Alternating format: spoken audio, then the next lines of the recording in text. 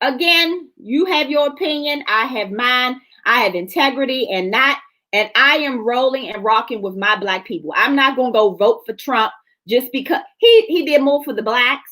Really? And you know what? And the thing about it is, it's not like I think that Biden is going to get in office and because he chose, a black woman, he chose a black woman that was like a white woman. So listen, bottom line is we have to pray, period. We have to pray, period. But Trump wasn't our first choice when he was running against Hillary, and not that I liked Hillary either. Well, listen, Lord, I'm going to tell you what I did. Trump, cue the thing. I was shouting and carrying on.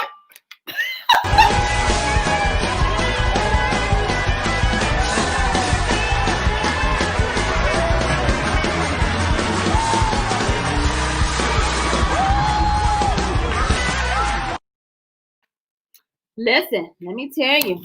All right. So look, everybody has their own opinion. And again, if you voted for Trump, you voted for Trump. Again, this is Ty Cobb Show. So I'm going to give my opinion. I'm going to tell you, I voted for Biden. Yes, I did. Yes, I did. All right. Obama is out of office. Okay. We ain't talking about Obama anymore. But I was just curious about why a black person would vote for Trump. But that's amazing. Get more in your pockets for, $1, something like that. That's fine.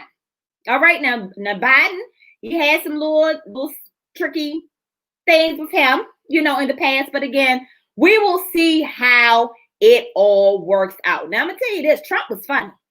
I'm going to miss that Comedy Central because he surely was a comic. All right. Well, listen, Lord. Wendy Williams says that he has the right to basically fight and investigate this.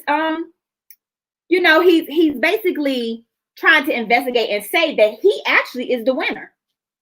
That's what he's saying. He's saying that he is the president and that he won.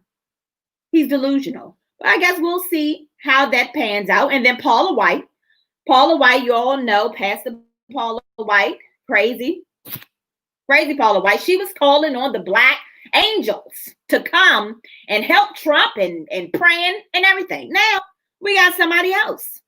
Congressman, well, she was a former congressman, Michelle Buckham. She says this: Trump rolled a cake. Ask, oh God, that you would take your iron rod. Oh, Trump, that was all the video. Ask, oh God, that you would take your iron rod. Oh, well, I guess it's not playing all the way. Well, she basically was saying that she was telling the Lord, take your iron rod, and she was trying to beat this and beat that, and basically saying that, Biden isn't the one. He isn't the president. Trump is the president. And let me be honest with you. There has been a lot of preachers that has said that Trump was supposed to win this election. So everyone has their opinion. Well, look, Lord, I don't know. I just know that we still have to pray regardless of who else is in the office. Well, look, Lord, speaking of office, God, Mike Tyson and Evander Holyfield. Well, Mike Tyson, he was about to get back in the ring, but I don't know what happened. But Lord, Mike Tyson wants to fight Evander Holyfield. Jesus. Oh, Lord. Now, it's been a long time. Now, y'all remember, yeah, senior boxing match. I guess, I don't know. I guess it's for the the senior living centers of boxing America. I don't know. Well, he says that he would love to fight him again. Now, we do remember that Mike Tyson bit his ear off. So I don't know if, Thanksgiving is coming and he wants to eat his ear some more, or he's just feeling it. But I just think that, when people have, been doing a career for so long, sometimes it's hard to just let that go, because that was your life. I hear a lot of, football players and athletes say that, that they don't know how to, they're scared to do something else because that's what they know, and that's been their life for a long time. I just think, Mike, now, I think you need to go ahead and let that go. Let Evander Holyfield go or get into training. Go train somebody. Floyd Mayweather, I guess I don't know if he's still fighting or not, but he, volunteered to help the guy that got beat up in the ring, the one who does like the fighting with his feet or whatever his name is. And he basically told Floyd, please sit down. You don't want to help me. You dog me out. So I don't know. I just think that Mike needs to go here and let that go. Well, letting go. I guess Steven Spielberg's daughter, Michaela Spielberg, she ain't letting go porn. Yeah, healing of the pain. Well, Michaela says that, she opened up about working in the adult industry. It was reported like last year that she was starting a career. Yeah, like Starbucks. I don't know. A new career in having sex in adult films. Like the guy in Saved by the Bell. Super Screech. All right, so she said, I got really tired of not being able to capitalize on my body. And frankly, I got really tired of being told to hate my body. Hey, who told you that? And I also just got tired of working day to day in a way that wasn't satisfying my soul. Early Jesus. I feel like doing this kind of work, she's the male, she's the male person. Doing this kind of work, I'm able to satisfy other people, but that feels good, but because it's not a way that makes me feel violated. I've always been a very sexual natured person. Now it looks like, she's happy with her decision. I'm going into, the adult film world. So she then said, I'm enjoying my work and it's giving me a whole new life affirming way to be. It opened a gateway into being able to dance. I guess, I don't know what that meant, dance. Yeah, I don't know. I guess, how some people work, then you can't go out with your friends when you want to. So I guess, she basically said, the best part of it is that anytime I want to go to work, I can go to work. So I guess she's basically saying she go in when she want, get off, clock out, and then go dancing after that. Well, look, Lord, I don't know how that works, but I guess some people say, and even in the comments I saw that some people were saying now they didn't have a profile pic. Now, you know how the people do. They say a lot, but they don't have no profile pic when they saying it. They were saying, you can't judge nobody because, having a lot of sex or that kind of work, sometimes it frees the people. The people be free, Lord. Lord, well, hope she's free and safe. I don't know. Well, speaking of somebody's daughter, Asia Branch, congratulations. I don't have a pic of her. Asia Branch, Miss Mississippi is the new Miss USA. So congratulations to her. Congratulations to Blue Ivy. Listen, Lord, she cashing more checks than us. Hey, she already rich. Some people applying for jobs can't get a job. She 8 years old. What? 8 years old and just pretty as she want to be, smart and intelligent as she wants to be. She is narrating the audio books for Hair Love. Now, Hair Love was a book, and if you saw a few of the clips last year, I think it also won an Oscar for the book, or like global. It won something, but it's by Matthew A. Cherry, and it is a cute story about a dad trying to help his daughter. Like his daughter has this big hair and trying to do her hair, her natural hair. So it was such a cute book. And yes, child, she 8 years old with a full extra large job. Full large. Parents rich. She always rich. Now she got a whole job. Go ahead, Blue Ivy. Go ahead, Blue Ivy. Well, guys, listen. Now we know Lamar Odom. Lamar Odom, okay. Lamar Odom and his girlfriend, his ex-girlfriend, Sabrina Parr. All right, well, they parted ways. They done parted ways, and they done parted ways. Now, look, we remember this story that basically Sabrina, she basically started to date him right after, I think after, the whole situation with Chloe and him in the brothel and things like that. Well, she knew that he was basically a broken man. That's what, and she, he kind of basically said that she helped heal him and all that. Well, listen, Lord. She done took to social media and basically said that, Lamar, she had this whole post, Lamar and I have chosen to separate. I'm single, la, la, la. And basically, you got to add in there, it's his fault. Because she said, well, he needs more help than I can help him with. You didn't know know that.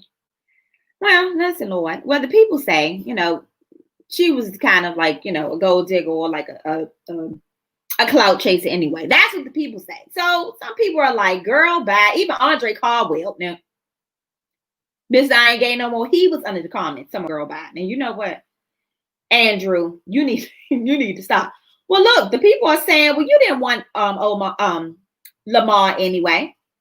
Kind of gold diggerish or whatever. Or wanted, some kind of platform for her fitness and things like that. That's what the people are saying. So they're really not fooling and thinking about, what she's saying right now. Well, now that was the week before last. Now, the other day, she took to social media again and put this in her stories. She said, I'm 100% overwhelmed. Please stop saying to me, you're strong. Yes, I'm strong, but I'm also human. I have emotions and feelings just like a weak person. Me and my 8-year-old daughter just moved a king-size bed by ourselves. I don't even know what's going on. I'm going to be honest. All these boys in my DMs and inbox me, please beat it. Y'all not worth a damn. Sabrina, now, listen, Lord, now. Now, they not worth a damn, but Lamar was a whole, no, ain't no ledge, crackhead out here. Lord, he's all crackhead out here, but because he had money, he was worth damn, as you say. I don't know, God. Listen, Lord. Whoo, we're going to take a break. I hope you enjoyed. Now, wait a minute. There's a few more stories, and I'm going to get to this story because I do want to say this. Now, Kim Kardashian. Now, y'all know the Kardashians before I go to break. The Kardashians, this is their last season. Now, Kanye, remember when Kanye was going off and acting all crazy and talking about them and said that he was the one that was in Get Out and all of that stuff? Y'all remember that? Well, Larsa. Now, Larsa was Scottie Pippen's wife. Now, I'm okay. But that's Larsa. Now, Larsa is kind of like the type of friend that you have the friend. It seems like they want to be you, but Larsa is older, but she still want to be flirty and fine. Well, it was alleged that when she was with Scottie, she was cheating with Future. Well, listen, Lord. Kanye dropped the dime and said that Larsa had messed with Tristan as well. And, well, she was trying to get with Travis Scott. So this is what Larsa said. I'm okay. I will survive. Was it hurtful? Yes. But do I have love from a lot of other places? Well, Larsa did an interview and was basically saying that, she get love. She missed them. She get love from other places and all of that. Well, she said that she don't know why they basically kicked her to the curb. Maybe it was something that Kanye said, and somebody also said that she was trying to get with Travis Scott. Now she's saying that this is the thing. She said that she was in the club and Travis Scott was in the club as well. She said that Travis Scott called Kylie and told Kylie Larsa was flirting with me and trying to get with me. So she's basically saying that he lied on her. The friend. Larsa's saying that Travis Scott lied on the friend. But you also slept with Tristan. Child, listen, Lord, we're going to break and I'll be back with the fashion beat.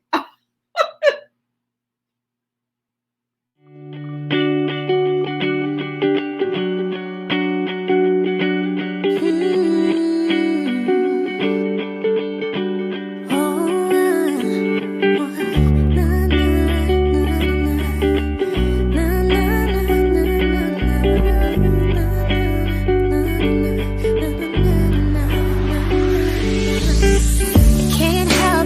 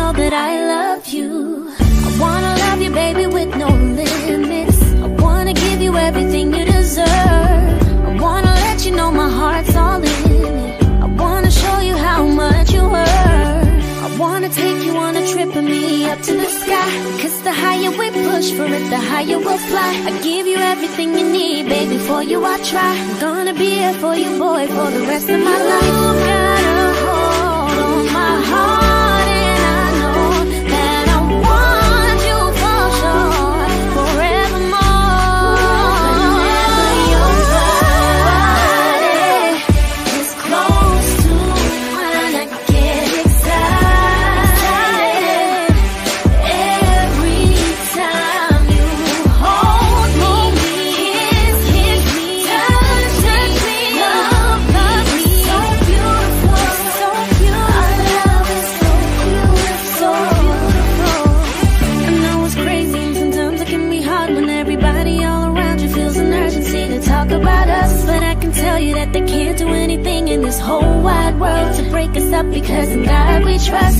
Just know that I got you, long as you got me. Whatever you need, you can count on me, baby. I keep your secrets and I won't judge. I know we can do this. Because of all the times you picked me up when everyone would push me down, and all the times you showed me love and held me close, so safe and sound. You got a hold on my heart, and I know that I want you for sure, forevermore, forevermore.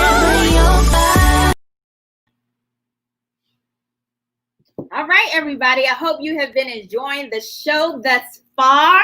Shout out to Samine Music, amazing, amazing artist from the DMV area. All right, guys. So I'm going to make it quick because our guest is backstage, and we definitely want to go ahead on and bring Kevin Hart.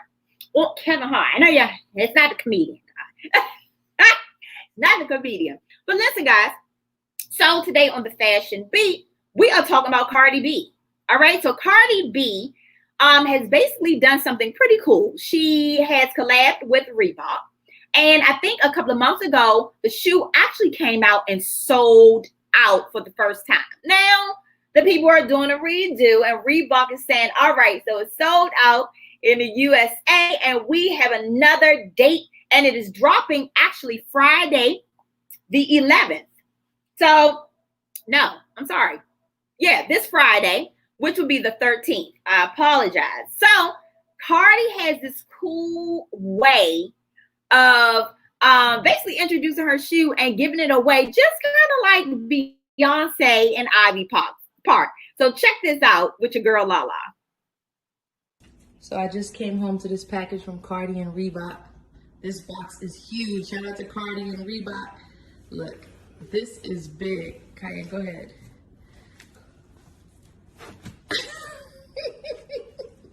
Not the little thingly thing that's swinging in the back of my throat, Cardi. Shout out to Cardi and Reebok. This is crazy. Look at that. New collection. This packaging is crazy. Wow. Wow. Thank you so much. I love this. Touch here. Oh my God. How dope is that? I mean, you know, Cardi she's always licking her tongue out. So it was genius, first of all, for Cardi to actually get with a shoe brand. I think that's so amazing and so dope of her. But to have that come to your house, you know, with her personality. So that was giving a little bit of her personality. I love how Beyonce kind of started it out with the whole big reveal, sending Ivy Park to everybody's, you know, house, and you open this big box. But one thing about Cardi, I love how that packaging looks, because again, it has her personality in it. She's always like, you know, so, you know, shout out to Cardi. She's getting all kinds of coins out here, which I respect. And especially, I'll tell you guys this, in this pandemic, I hope that everyone has really, really been on their grind. I always said that during this time is a time that God just sat us down. And listen, you could have learned a whole lot of different other things, different trades, different, you know, talents. Look, I have some fire coming, so you guys watch out for randomish. I kept talking about the fall winter collection, but listen, Lord, these hands. I was working on it, so I can't wait. I am dropping it on Black Friday. I figured, listen, Lord, why not put out the line? I've been working so hard on it put out the line and bring it out on Black Friday. Said all of you can get all of your dope pieces. Y'all already know. You know, it's my style. And, you know, I have two different sides of me. I have a classy side and I have a bold side. So I'm super excited. And I also have another clothing line dropping at the top of the year. So guys, look out for that. I'll probably drop the promos the day before, that Tuesday before Thanksgiving. Well, listen, let's go ahead and invite our guest in. I think he is backstage. Yes, yes, yes. Mr. Kevin Hart himself. Hello, Pastor Kevin Hart. Welcome to the Ty Cobb Show. Oh, Got I you. can't Can you hear? Can you hear me?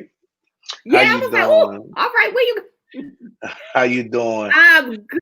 I'm good. Now listen, Lord, I'm good now. Kevin Hart. Now I know it's kind of funny. It's kind of hilarious. Okay, it's kind of hilarious. It'd be like Yeah, somebody call your house, Mr. Kevin Hart. They thinking it's Kevin Hart. yeah. I get that all the time. My name is Kevin Hart, and people say I look like Marvin Sapp. I can't sing like Marvin Sapp, and I'm a little taller than You Kevin know Hart. what? Right. So you have celebrity all mixed in one. The comedian name, but then you do look like Marvin Sapp and can't sing. It's all right. Just, you know, if you get in somewhere free, say I'm Marvin Sapp from Commission. Well, listen, I am super excited to have you on the show. When Warren contacted me, I said, you know what? I've never met Pastor Hart, but I am familiar, of course. Who's not familiar with Christian Tabernacle? Like, you know, I think, you know, when I was younger, I think everyone has gone to an event or a musical, just a staple in the Washington, D.C. area. So definitely Can you hear have, me? oh, yeah, you came back. Definitely to have you on. And shout out to your brother, photographer Bill. Bill Hart. Bill Hart. He sent Yeah. some pictures. I said, man, he's trying to send pictures, I guess, to post. Well, look, we are here to talk about this amazing book that you have out now. I'm hoping I'll get a copy. You know, Got you. hoping I'll get a copy. Homeless in My Backyard. And I was like, we definitely have to talk about this, but I want to tell you how I do this on the Ty Cobb Show. I usually like to get my viewers familiar with you, and that means starting from humble beginnings, where it all started, so we can get to know you, and then I always work my way up to the topic of the book.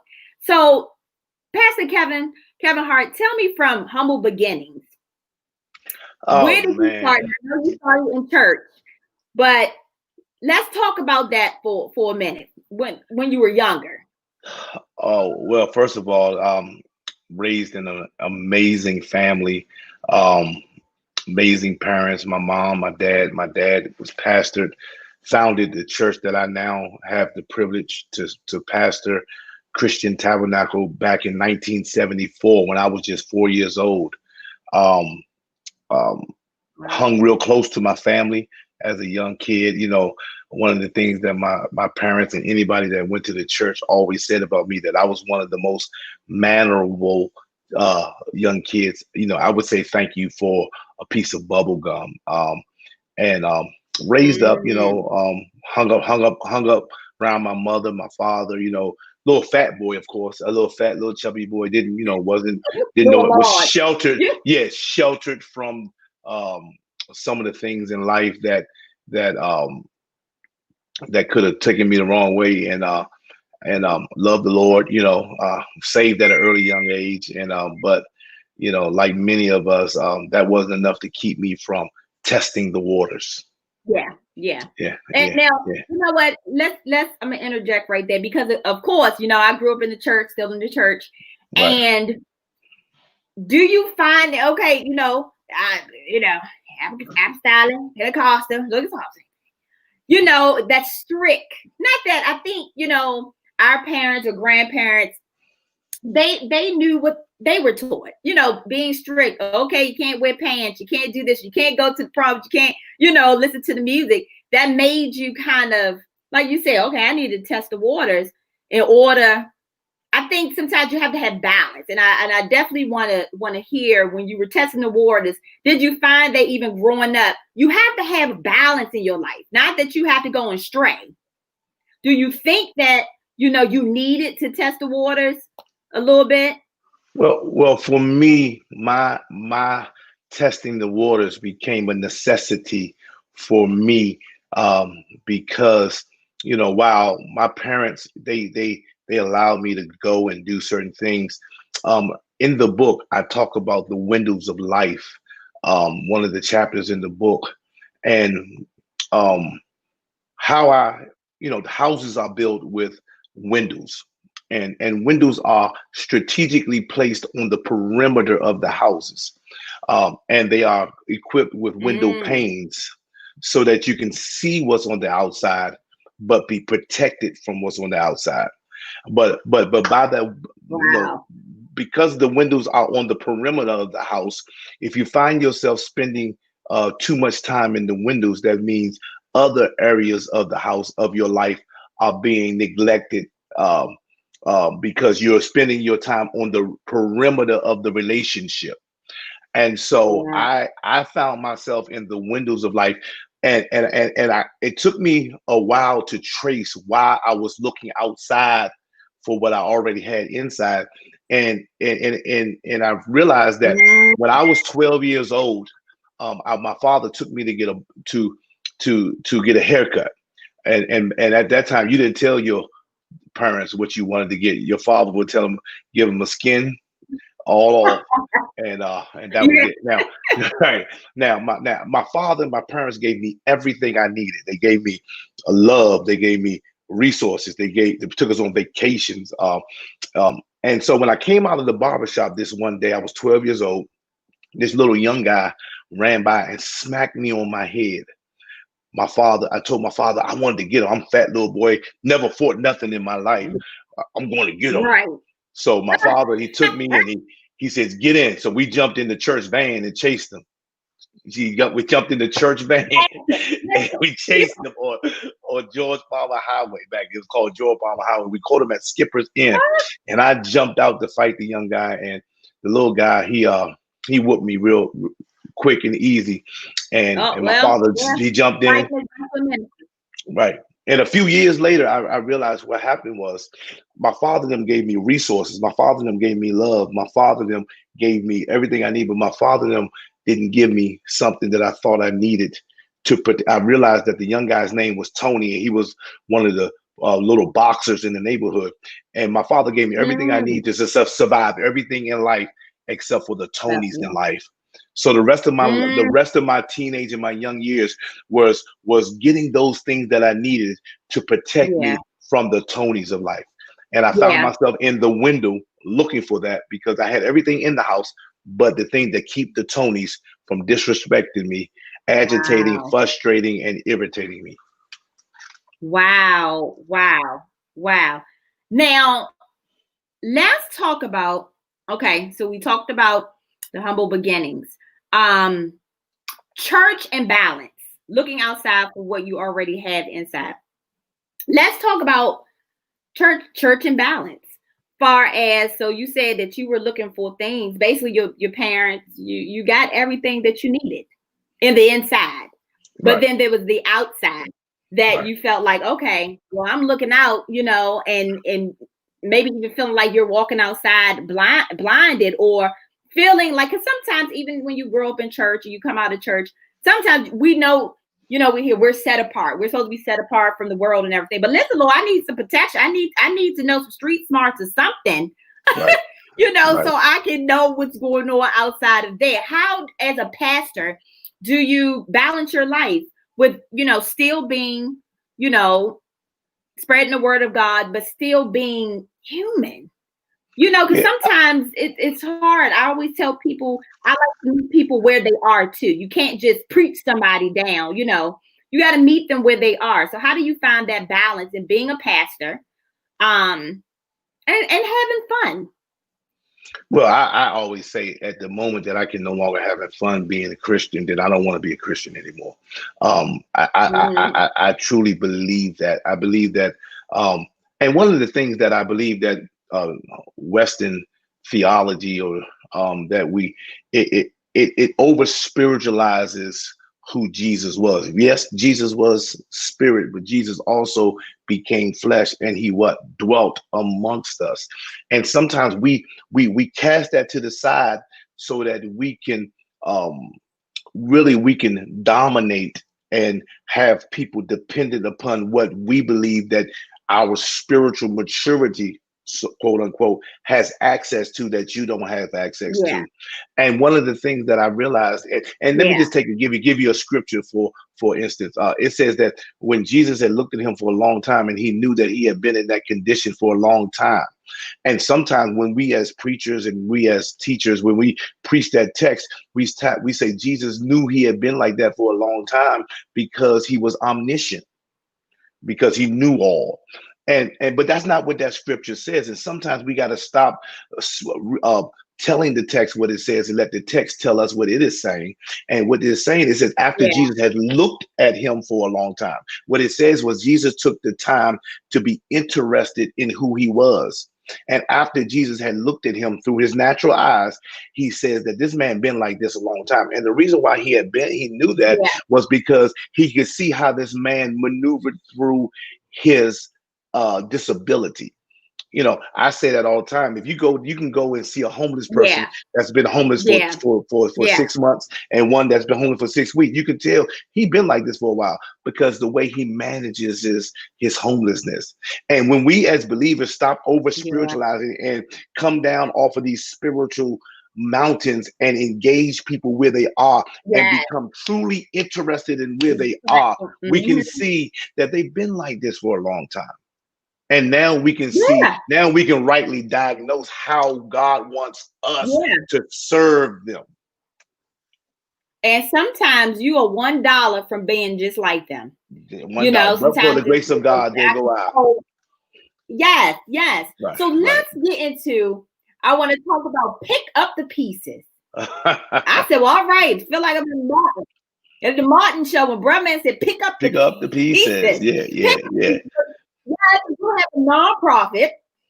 Let's talk about that. How did that come about? Well, when I tell people that this my nonprofit, Pick Up the Pieces, was birthed while I was in bondage, people don't really understand that. I didn't get this great idea once I got cleaned up and had a couple of dollars in the bank. No, this came while I was still in bondage, homeless, sleeping behind a liquor store on Central Avenue, and when I had came to myself. Wow. And I had kept falling. I would be clean for a couple of months, clean for a couple of weeks. I kept falling, and every time I failed and got clean, I realized that there was a piece that I was missing to this puzzle. And finally, one day when I just came to myself, I said, if I ever, God, if you can just get me out of here, I am going to help people get the pieces that complete the puzzles of life. You know, and so that's what Pick Up the Pieces. I say, because you can't complete a puzzle if you don't have all the pieces. And our mission and our vision is to ensure that everybody, every day, everywhere has the pieces to complete the puzzles of life. Now let's go back a little, rewind a little bit. Mm-hmm. You said, now somebody watching and saying, okay, grew up, amazing family. Mm-hmm. And then you said that you were homeless, right? You somebody would say, now let's be real. Sometimes the church don't like those kind of stories because we're supposed to act so, like nothing happens. How, if somebody's looking like, well, how did you get there? How did you get there? Being homeless. I was homeless by choice, not by force. Decisions that I've made. Like I say, I was looking for love in all of the wrong places. Now, the people that love me the most became the people that I distanced myself from.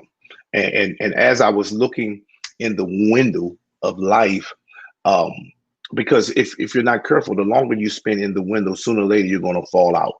And if you're not careful, what happens is while you're gazing in the window, because remember now windows are equipped with pain, so you're not really getting affected by the elements on the outside. So and it looked like the grass is greener on the other side. Only only to and I think about the scripture when the young man was gazing in the window while Paul was down preaching. I think it was Paul was down preaching, and he fell out and died because while the word was going on, while the place he was supposed to be, he should have been focused on the inside. He was focused on the outside, that he fell out of the window.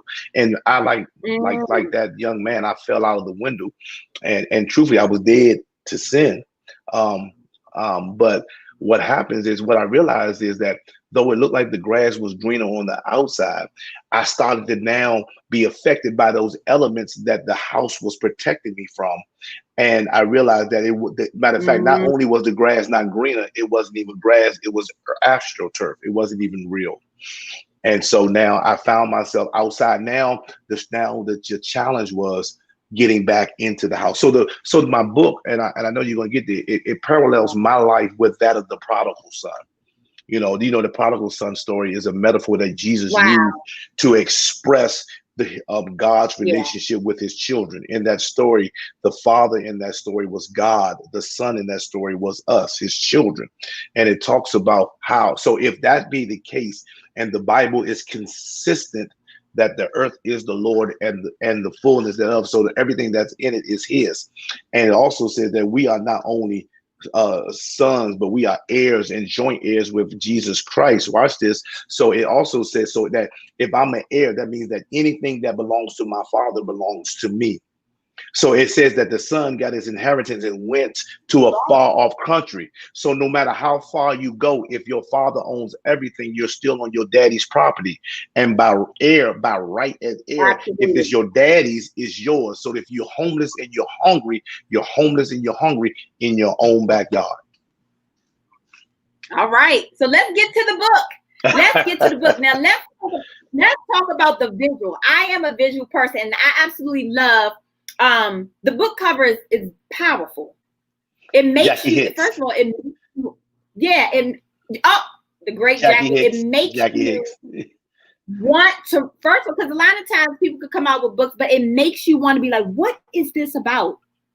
You see you with your alter ego, like it's you home, and it's like, what is it about? Well, how was that birthed? And I know it was birthed out of your life and past. But let's get into that. Even you said Jackie Hicks. She came up with the book cover of how she's my photographer, and we talked about it. I gave her the vision, and we sat down and she helped bring this to life. But with the picture, pretty much what the book cover pretty much says is that the future me and the old me was in the same person. And sometimes so many of us, when so many of us are looking to become somebody else instead of evolving into who we already have been created to be. He said, behold, if any man be in Christ, he is a new creation. Old things are passed away. Behold, all things are become. Imperfect tense, imperfect are become. So you already are. Now you have to become. So the homeless Kevin was already now I had to become what I already was. And that's the process. That's the process of coming to yourself, like the prodigal son, and turning and recognizing coming to yourself. Watch this, and turning in the right direction. And so that's what it is. That is, you don't. And one of the things that was consistent from who I was behind that liquor store is, and who I am today is my authentic self. Don't let nobody, because too many of us get delivered and we become something new. Something new and forget. And forget who we really are. Exactly. Now, how did you get from the alley to where you are now?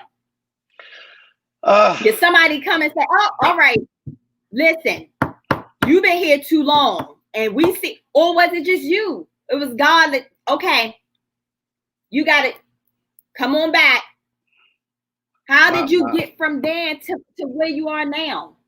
One of the things that I contribute, and I just have to be honest, and this is why my ministry approaches the way it is today. Some of the people that I expected to come didn't come. And if they did come, they didn't come to help. They came to harm. And so for me, being the son of the pastor, I was the laughing stock. And when I let me paint the picture for you. I was homeless, but I was hanging on at the CNA liquor store across from the Addison Road subway. And every morning at 6:30, I would sit on the green box on the curb of Central Avenue. So here I am, Bishop Hart's son, and everybody would ride by me and point and says, "Look at that, that's Bishop Hart's son."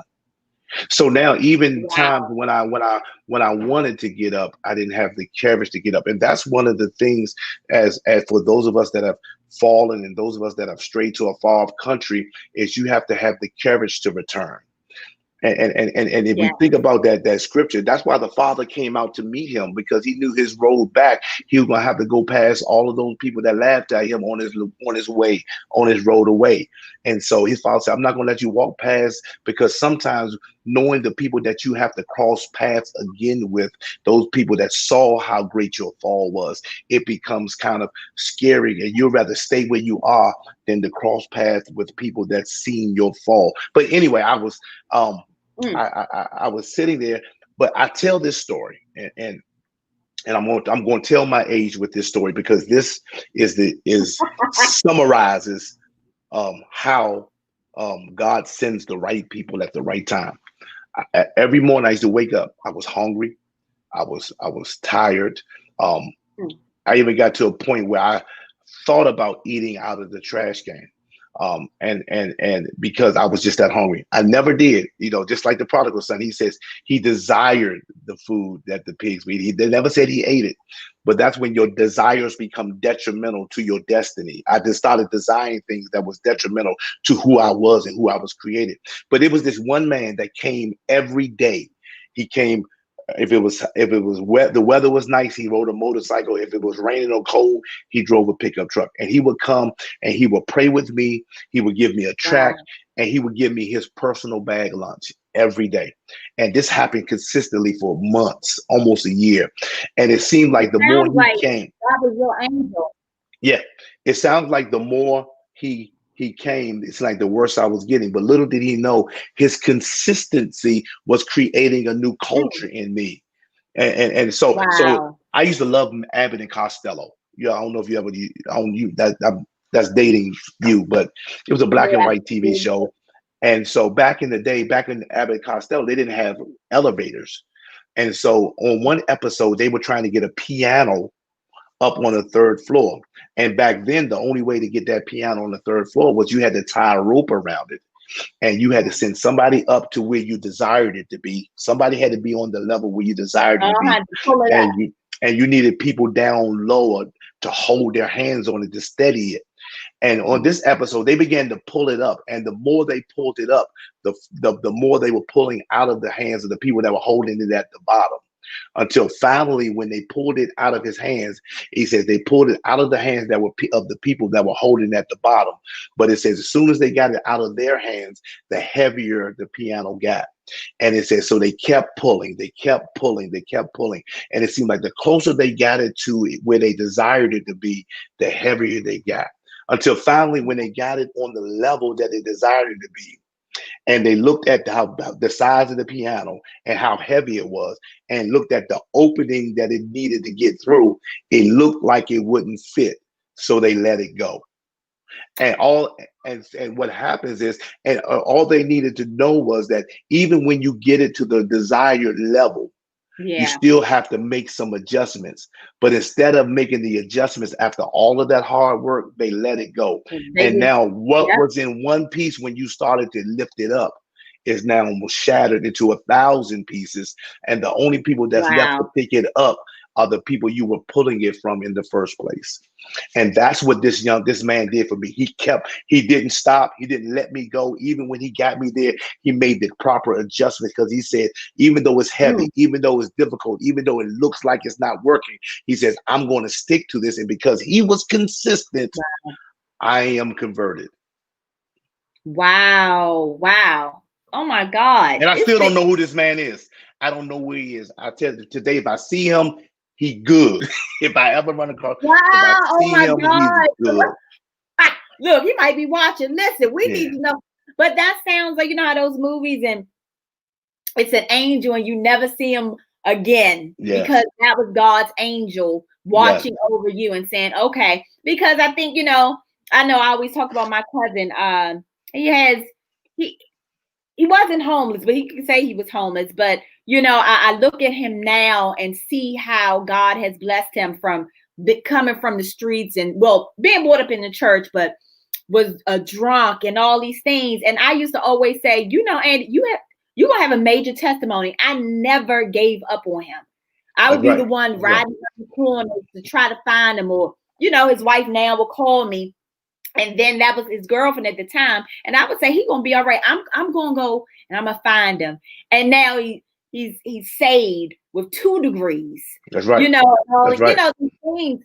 And I want to ask you, it's just like, we have a big family. And even though sometimes he would feel like his family was supportive, but sometimes you feel alone sometimes. Because sometimes people will be like, now listen now, you just going to have to just come on up by yourself.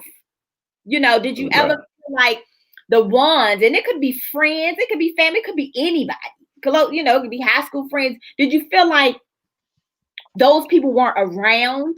And, sometimes strangers were around, like that man who came to help you and to just bless you because he had a good heart and he saw greater in you as well.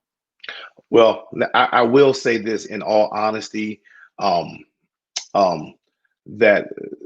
sometimes the people that have the most difficult time in accepting and receiving you back are the people that was proximal to the pain. The people that was closest where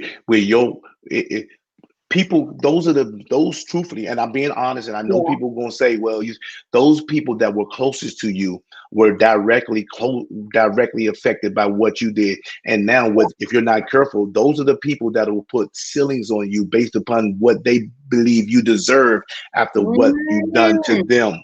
Wow. And sometimes God does that so that you can, because remember, you got to also remember this, that when the prodigal came to himself, the brother was jealous. The brother was disappointed, his blood brother, but others came and received him. And when you come back, because he wants to know, are you godly sorrow? Are you sorrow because of what you lost in this earth? And one of the things, and what God does is God will restore that relationship, but you can't do it for your family. You have to do it for you. And this walk is a lonely walk sometimes. And I tell you that's why I keep it real. I try to keep it 100, man. Don't think that everybody that you think going to accept you with open arms, not going to necessarily have open arms for you. And what's also crazy? Some people want you to stay where you was. Yes, but why? Because your poverty was profitable to them. Wow. Because some people benefited from your bondage. You need to preach that. That's the word right there. You got to preach that. I mean, we look at it in our politics. Poverty is profitable. People get rich off of your brokenness. People become billionaires because of your bondage. And one of the things, because people were benefited, but when you snatch that power back from them, now they're not happy. Why? Because they were benefiting from your bondage. And watch this, they had adapted their life to accommodate your disability. Yes. And now what you have to do is, and they don't want to tear down the handicap ramps, even though your legs have been made whole. So they want to keep the things that they have, erected to accommodate and accept you like you were. And now that you're not like you were, they don't want to tear down the accommodations. Wow. Because they had got used to you being the prodigal. They got used to you being Exactly. poverty. They that's Exactly. that's who their lives. I mean, read the book. I'm telling you, it's a section in that book that is so people. I had got you, and now when somebody you love is affecting your social life. I say it all the time. My brother is a crack addict, and now what he is doing is, I want him to stay like that, because if he get himself together or whatever, now he got to come back, and it becomes a conversation piece. Isn't he the one that was laying gate and laying at the gate called Beautiful? Yeah, and sometimes now that you done came out, they want to resort to your past. Oh man, yes. They want to resort to your past. Because their power was in your past. Exactly. Remember that. In your weakness, their power was in your past. Bottom. Exactly. In your rock bottom. And sometimes you come from rock bottom and God blesses you more than the people that was happy that you were there. Right. And that makes people mad and upset. Yeah, the brother was mad because he had full access. His power was in the fact that you were not present. Yes. And now when you show up, watch this, the deal is still on. Everything that God had planned for you before you went to a far country, you're still a son. Prepare a roast. Give me the robe and get me the ring. He is my son. He's come home. That's why the Father walks with you on your way back, because the way home is a lonely walk sometimes. The way back is a lonely walk. That's why you got to be. Sometimes it's just you and me, God. Because it's a lonely walk. Because the people you walking back past are some of the people that thought they had now. That now they have to release some of the stuff that was always meant for you. They were placeholders. Shama, don't get me started. No, you about to go here and run. No, it's the truth. I tell people all the time. I said it took me a long time to deliver myself from people. Sometimes you got to do that. Deliver yourself from people, their thoughts, all of that. Wow, I have enjoyed you. Listen, I can't wait to get the book, because this sounded like it needed to be a play, Lord. Now, don't let me turn it into a play. Don't let me turn it into a movie now. Let's do it. Don't let me. I'm like, wait now. I have to get the rights to this story. Listen, guys, I hope you've enjoyed the Ty Cobb Show. I need you guys to go and get this book. Please, Pastor Hart, tell everybody where they can get the book. Well, you can go to my website at khart.org. You can just hit me on Facebook. One thing about me, I'm easily accessible. I will deliver it to you. I'll sign it for you. I've had some people that found the book online and it said bless them, and I've found them and signed it for them. You can go to my website. You can follow me on Instagram, Facebook, whatever. We'll get the book to you. Wow. Now tell the people your Facebook, because I didn't even know your Instagram. I said, Lord, I couldn't tag you because I It's Instagram. Kevin. Tell it's the Elder people. Kevin Hart. Facebook, Elder Kevin Hart. Instagram, Elder Kevin Hart. Twitter, Kevin Hart Senior. If you just put Kevin Hart Senior in on all of those, I'll pop up. Yeah. And not the comedian, everybody. No, and not no. Marvin. No. And check us out at the Tab DC. I believe this is the greatest congregation on this side of heaven. Absolutely. Look, everybody should know Christian Tabernacle. If they don't, they better get hip. Check him out. Thank you so much, Pastor Kevin Hart, for being on the Ty Cobb Show. I'm definitely going to go and get the book. Matter of fact, I'm going to go ahead and get it tonight, because instead of you saying to me, I want to be a blessing in your life as well. And I pray more Godspeed. I pray more blessings into your life. And thank you so very much. Thank you, everybody, for watching the Ty Cobb Show. And you already know I'll be back next Tuesday, 8 o'clock to 9 p.m. Have a blessed week, everyone. Bye. Bye-bye. Thank you.